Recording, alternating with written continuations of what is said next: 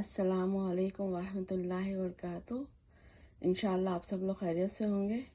जी, ये दही की दूसरी रेसिपी है जिसमें आपके जो सवालात थे पहले वीडियो देखने के बाद उसके जवाबात हैं। घर के लिए दही जमाया जा रहा था तो मैंने कहा कि आप लोगों के लिए उन सवालात की वजह से दोबारा वीडियो बना ली जाए। तो इंशाअल्लाह अपनी रेसिपी शुरू करते हैं। बिस्मिल्लाहिर्रहमानिर्रहीम।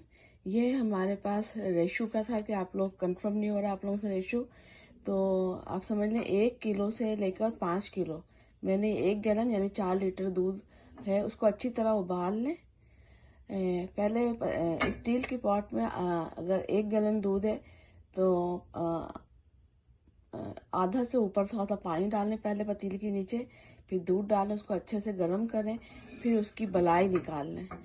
इसके लिए आप ये सुराख वाले यानी होल वाले चमचे इस्तेमाल कर सकते हैं और चाय का छन्ना भी इस्तेमाल कर सकते हैं। बलाई निकालने के बाद ठंडा जब होगा दूध रूम टेम्परेचर पे आएगा, वार्म से थोड़ा ठंडा, रूम टेम्परेचर से ऊपर वार्म से थोड़ा ठंडा। इसका ये भी सवाल था, रेशो का सवाल था। रेशो जो है 1 किलो से 5 किलो तक का, तो उसमें जो है दही कितनी लगेगी, उसमें दही जो है 1 कप, मेरे पास 1 गैलन वो है 4 लीटर, तो 1 कप मैंने दही लिया है।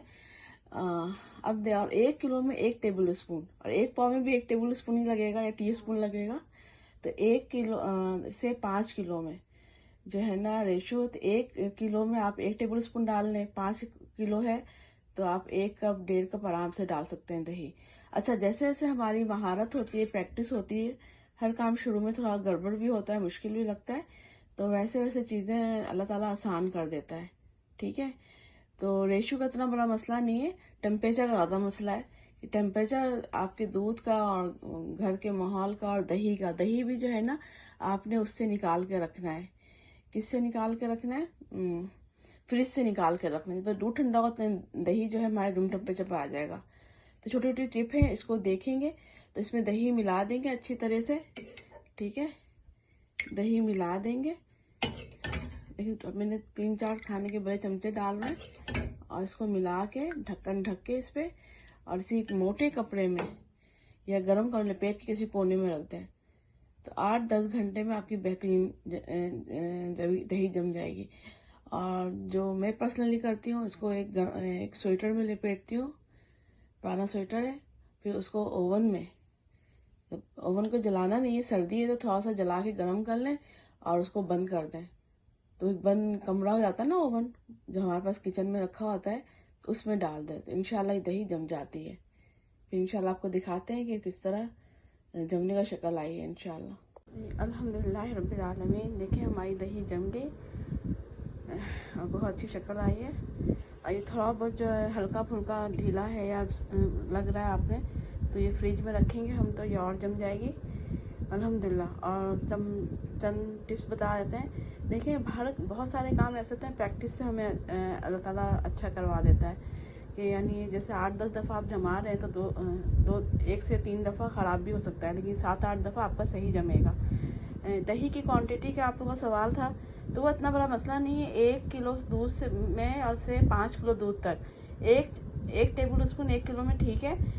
और जो है ना 5 किलो 4 किलो है, यानी मेरा 1 गैलन था 4 लीटर, तो वो जो है 1 कप दही चलता है।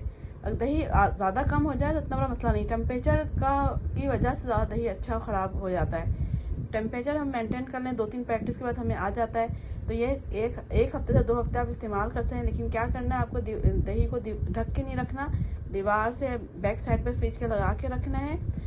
और जो है क्योंकि अगर ढक के रखेंगे तो चंद दिनों में इसकी स्मेल बहुत ख़राब हो जाती है और फंगस भी लग जाता है, तो चीज़ें ज़ाया हो जाती हैं। अच्छा, दही की शक्ल ना आए आपको वो हो तो आप इसे ब्लेंडर में डाल के ब्लेंड करें, फेंके बिल्कुल नहीं। और जो है ना उसकी कढ़ी बना लें या फ्रीज़र कर लें, जब सालन गोश्त का बनाए तो उसमें डाल दें। तो इंशाल्लाह ये एक बहुत फ़ायदेमंद चीज़ है। आप लोग सब पढ़े लिखे हो और ऑनलाइन जाके देख सकते हो दही हमारे। हाँ, दही बनाने से पहले आपने बलाई ज़रूर निकालनी है, वो ज़रा सेहत के लिए ज़रा जो है इतना सही नहीं रहता, इतनी ज़्यादा चिकनाई ना, गुड चिकनाई है वो बलाई वाली, लेकिन उसकी इतनी ज़्यादा क्वांटिटी बेटर नहीं होती। तो दूध उबालने के बाद जो है ठंडा करेंगे तो उस वक्त बलाई भी निकाल लेंगे उसका, तो अल्हम्दुलिल्लाह खाइए, मज़े से शेयर कीजिए और सबको दुआ में याद रखिए, अपना दूसरों का ख्याल रखिए। अल्लाह ताला हमें हिदायत से आसानी दे, आसानियाँ बांटने वाला बनाए, खैर ख्वाह बनाए एक दूसरे का। अस्सलामु अलैकुम व रहमतुल्लाहि व बरकातुहू।